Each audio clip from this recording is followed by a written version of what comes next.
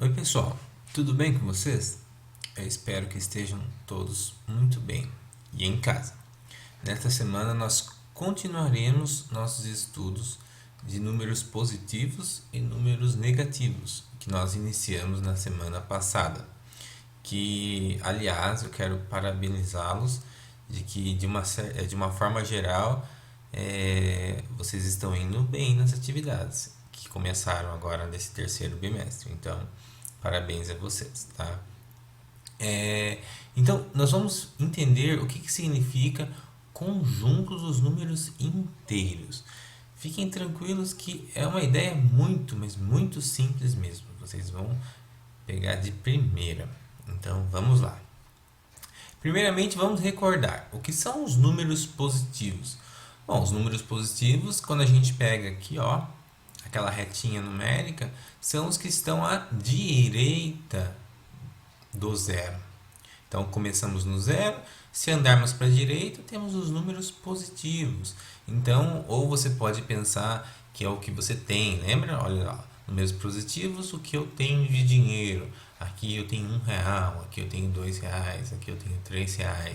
Então, os números positivos, você tanto pode colocar o mais na frente, ou pode ser o número sozinho aqui, ó. Não precisa ter o sinal de mais. A gente já sabe que é positivo. Tudo bem? Eu coloquei o sinal de mais aqui para realçar para vocês de que ele é positivo. Mas a gente vai ver aos poucos de que não é necessário ficar colocando esse sinal de mais aqui.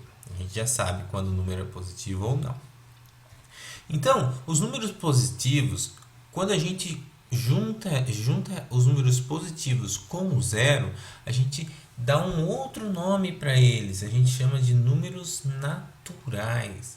Por que números naturais? Porque eles são os números que nós mais usamos na nossa vida. Eles aparecem naturalmente no nosso dia a dia, na hora que a gente conta a quantidade de alunos numa sala, a quantidade de carros que está passando na rua. E sempre que a gente quer saber de quantidade de alguma coisa, a gente usa esse conjunto aqui, ó, números naturais, que nada mais, nada menos são esses números aqui, ó. O 0, 1, o 2, o 3, o 4, o 5. São números que vocês já trabalham desde que são crianças, né? Vocês já aprenderam a trabalhar com ele desde que são crianças. Tudo bem? Então, só que para a gente falar que eles são os números naturais, a gente usa esse N todo estilosinho aqui, ó. Ele é um N um pouquinho diferente do N normal. É só para dizer que é um conjunto desses números aqui, ó, dos números naturais. Tudo bem? Para representar, a gente abre uma chave, coloca todos os números aqui dentro, só que temos um problema. Percebam que a gente sempre pode ir aumentando os números. O próximo aqui seria o 6, o próximo 7, 8, 9, 10, 11, 12. Então, se a gente for colocar todos, nós nunca vamos acabar. São infinitos números. Então, para isso, a gente coloca essas reticências aqui, ó, esses três pontinhos aqui. Esses três pontinhos quer dizer assim, ó, continua até o infinito essa contagem, tá? Porque ninguém daria conta de colocar aqui dentro dessas chaves todos os números naturais, é impossível. Tudo bem? Então, esses são os números positivos, números que vocês já trabalham desde criança, os números naturais. E os números negativos são os números que vocês viram na semana passada. Lembra-se? Então, se a gente tem uma dívida, olha lá, ó, são os números que representam dívida. Então, a gente representa com um sinal de menos na frente. Esse sinal de menos na frente quer dizer que esse número é negativo. Nós vimos também que a gente pode pensar em temperaturas negativas. Por exemplo, está fazendo frio, está -1 grau Celsius em tal cidade, ou está -2 graus Celsius em tal cidade, e assim por diante. Tudo bem? Não precisa ser só pensando em dinheiro, pode ser pensando em temperatura, pode ser pensando em outros assuntos também que nós não abordamos, mas que nós podemos abordar mais para frente. Tudo bem? Mas é muito mais fácil a gente pensar em dinheiro, né? Dinheiro a gente mexe o tempo todo, vai mexer em dinheiro a vida inteira da gente, então é fácil pensar em dinheiro. Então vamos lá, gente. Então, se esses são os números negativos, O que acontece quando eu pego e junto os números positivos, do zero para a direita, pego o zero e junto com os números negativos? Olha só, fica essa reta aqui que nós já vimos na aula passada. Essa reta que vem do negativo, vem, chega no zero, passa para o positivo, daí é só positivo. Então, todos esses números que estão aqui, tanto para a esquerda, aqui continua, ó, menos 8, menos 9, menos 10, menos 11, e nunca vai acabar, né? Assim como os positivos também, ó, mais 8, mais 9, mais 10, nunca vai acabar também. Por isso a gente tem que parar uma hora, né? Não dá para colocar todos aqui. Então, quando a gente representa todos esses números, a gente chama esse conjunto de conjunto dos números inteiros. Então, ó, junto os negativos com os positivos e o zero também. Colocamos o zero ali. Tudo bem? Então, essa reta representa os números inteiros. Mas, professor, por que números inteiros? É simples, a ideia é bem tranquila. São os números que não representam nada quebradinho, né? Você pode ver que aqui nessa reta não tem metade. Por exemplo, 50 centavos. Se eu quiser representar 50 centavos, seria mais ou menos aqui, né? Estão vendo que eu não estou representando 50 centavos, que é metade de R$ 1? Por exemplo, se eu quisesse falar uma laranja em meia. Olha lá, ó, meia. Eu não consigo representar usando os números inteiros, porque está quebrado. Certo? Então, os números inteiros eles representam tudo que é inteiro e nada do que é quebrado. Tudo bem? Então, qual é a forma que nós usamos para representar os números inteiros? Nós usamos, ao contrário dos números naturais, que nós usamos a letra N toda estilosa, olha lá, ó, os naturais é esse N todo estiloso aqui, ó, né? Os inteiros, a gente usa essa letra aqui, ó, é o Z. É o Z todo estiloso também. Vocês estão vendo que tem dois tracinhos aqui no meio, né? Ele é meio estilosinho para dizer que é um conjunto dos números inteiros, para diferenciar de qualquer outra letra Z. Tudo bem? Mas você pode estar se perguntando, por que Z e não I, né? Ué, é porque ele advém de outra língua, ele advém do alemão. Então, no alemão, que é uma outra língua, o Z, ele começa a palavra número com Z.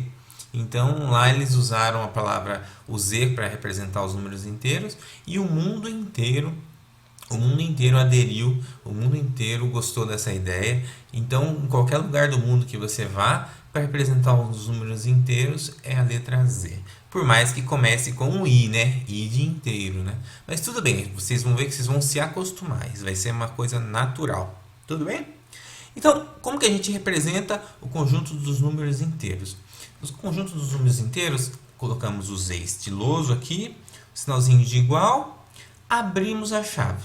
Então, ele está vindo de onde? Ele está vindo de um lugar muito distante aqui, ó. Não dá para a gente colocar todos os números negativos. Então, colocamos os 3 pontinhos para dizer assim, ó, ele está vindo lá do menos infinito. Não dá para a gente contar. Aí colocamos o menos 7, que é uma dívida de 7. O menos 6, que é uma dívida de 6. O menos 5, que é uma dívida de 5. E assim por diante. Até chegar no zero. Chego no zero, coloco mais um, que representa que eu tenho R$1. O mais 2, que representa que eu tenho R$2. E assim por diante.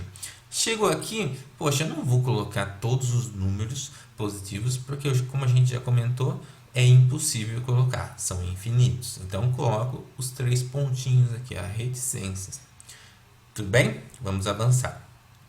Então, ao terminar esse vídeo, depois que vocês terminarem de ler o material que eu vou disponibilizar para vocês, vocês vão fazer esses exercícios que eu vou passar reto por eles agora, que não tem por que eu ficar falando deles com vocês, porque estão muito simplesinhos. Então, vocês vão fazer. Então, um segundo assunto que nós vamos abordar nessa atividade é comparar números inteiros. Então nós já sabemos quem são os números inteiros, que são nada mais nada menos do que juntar os números positivos com os negativos e o zero. Esses são os inteiros. Só que agora a gente vai aprender a comparar. Então, só relembrando, o que significa comparar dois números? Então, peguei um primeiro exemplo aqui. Ó. Vamos comparar as alturas das crianças abaixo. Comparar significa dizer se o primeiro é maior, se é menor ou se é igual ao segundo. Então, por exemplo, olha a menina aqui. Ó. Pela altura da menina, a gente pode ver que ela é um pouco mais alta do que o menino. Concorda comigo? Se ela é mais alta, a gente escreve assim, menina maior do que menino. Qual é uma outra forma da gente simplificar essa informação? Ou simplificamos. Menina, colocamos essa... Parece uma setinha para a direita, não é? Um biquinho para a direita. Menino. Isso quer dizer maior. Menina, esse símbolo significa maior do que menino.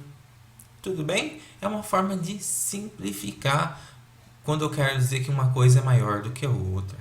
Tudo bem? Olha aqui, para simplificar que alguma coisa é maior do que a outra, usamos o símbolo da setinha, que é o biquinho apontado para a direita. Então, alguns exemplos aqui. Se quisermos comparar os números 5 e 2, fazemos assim. 5 maior, símbolo de maior, do que 2. Se quisermos comparar os números 7 e 3, fazemos assim. O 7 é maior do que o 3. E assim por diante. Tranquilo, né? Isso aqui é só uma recordação. Segundo exemplo. Vamos comparar as alturas das crianças abaixo. Vamos lá, gente. Vamos olhar aqui a altura do menino e vamos até a menina. Olha lá. É praticamente a mesma altura. Vocês concordam comigo? Então, se é a mesma altura, a gente diz menina igual menino. Ou simplificamos. Escrevemos menina, sinalzinho de igual, menino. Aqui a gente está falando da altura, tá, gente? A altura da menina é igual à altura do menino. Então, quando a gente quer dizer que uma coisa é igual a outra, a gente usa esse símbolo aqui, que a gente usa em matemática o tempo todo. 4 é igual a 4, 3 é igual a 3. E assim por diante. Vamos para o próximo exemplo, o terceiro exemplo. Vamos comparar as alturas das crianças aqui, Olha, a menina apareceu, de novo, mas apareceu do lado do menino que está maior do que ela. Olha lá, o menino daqui, deixa eu ver, olha lá, ele está bem maior do que ela, não está? Então, eu escrevo assim, a menina é menor do que o menino. Ou a gente simplifica assim, menina, usa esse símbolo do biquinho apontado para a esquerda, é menor do que o menino. Então, para simplificar que alguma coisa é menor do que a outra, a gente usa esse símbolo aqui, do biquinho. Está aparecendo para vocês aqui? Do biquinho. Do biquinho apontado para a esquerda. Então, vamos comparar aqui, os números 3 e 10. A gente faz assim. O 3 é menor, olha lá, o biquinho apontado para a esquerda, do que o 10. O 4 é menor, olha o biquinho apontado para a esquerda, do que o 12. O 8 é menor, olha lá o biquinho apontado para a esquerda, do que o 80. Viram a importância daquela atividade de direita e esquerda que a gente fez no bimestre passado? É muito importante a gente saber de imediato para onde que é direito e para onde que é esquerda. Então, o biquinho apontado para a esquerda, menor. Tudo bem? Só que daí temos um problema. Olha lá, ok, professor, até aqui está fácil. Mas e se quisermos comparar números inteiros? Então, e se aparecer números negativos no meio, como a gente faz? Vamos ver dois casos aqui na frente. Se quisermos, por exemplo, comparar menos 5 e mais 4, para saber quem é maior e quem é menor. Então, você pode primeiro pensar em dinheiro. O que é melhor? Olha, o que é melhor? Ter R$ 4 mais 4, né? Ou dever 5? porque é menos 5. Então, é uma dívida de 5. Então, ter R$ 4 é óbvio, né? Quem que vai preferir dever R$ 5 do que ter R$ 4? Eu acho que é meio difícil, né? Então, a gente conclui que menos 5 é menor do que mais 4. Então, a gente escreve, ó, menos 5 menor do que mais 4. Comparamos com números negativos no meio. Bacana, né? Não é difícil. Ou você pode pensar na reta numerada. Olha lá, ó. Tem uma outra forma de você saber quem é maior, quem é menor. Você vê, quem está mais à esquerda ou mais para a direita. Então vamos analisar quem está mais para a direita. Olha, o mais 4 está aqui. O menos 5 está aqui. Então quem estiver mais para a direita é o maior. Quanto mais para a direita você tiver, maior você é. Então, o mais 4 está mais para a direita do que o menos 5. Então, consequentemente, ele é maior do que o menos 5. Simples, não? Vamos para o próximo caso. Vamos comparar os números menos 7 e menos 3. Ou seja, vamos fazer a pergunta: quem é maior ou quem é menor do que quem aqui? Vamos lá? Novamente, pense em dinheiro. O que é melhor? Dever R$ 3 ou dever R$ 7? O que você prefere? Ou seja, o que é menos pior, né? Porque dever sempre é ruim. Mas entre os dois, o que é melhor? Então, bom, é óbvio que é dever R$ 3, né? Quem que na face da Terra vai preferir dever R$ 7 a dever R$ 3? Tem que ser meio doidinho da cabeça preferir dever R$ 7, né? Então, se o melhor é dever R$ 3, então a gente conclui que menos 3 é maior do que o menos 7. Olha lá. Ou podemos falar o contrário: menos 7 é menor do que o menos 3. Tá na mesma falar assim, né? Então, menos 7, uma dívida de 7, é menor do que menos 3. Tudo bem? Então você está numa situação muito pior se você dever menos 7 do que se você estivesse devendo 3. É assim que funciona o raciocínio. Entre os dois que você está comparando, a situação que for melhor para você quer dizer que esse número representa um número maior. Então, dever R$ 3 é melhor do que dever R$ 7, então eu sei que menos 3 é maior do que o menos 7. Ou eu posso dizer, o menos 7 é menor do que o menos 3. Dá na mesma falar dessas duas maneiras. Tudo bem? Ou você pode novamente ver na reta numérica aqui, ó. Quem está mais para a direita? Olha lá, o menos 3 está aqui e o menos 7 está aqui. Então, mais para a direita está o menos 3. Então, se está mais para a direita o menos 3, então, consequentemente, ele é maior do que o menos 7. E assim, nós encerramos a nossa videoaula de hoje, tudo bem? Vocês irão fazer os exercícios que virão a seguir e tenham uma ótima semana. Fiquem bem, tá? Tchau, tchau.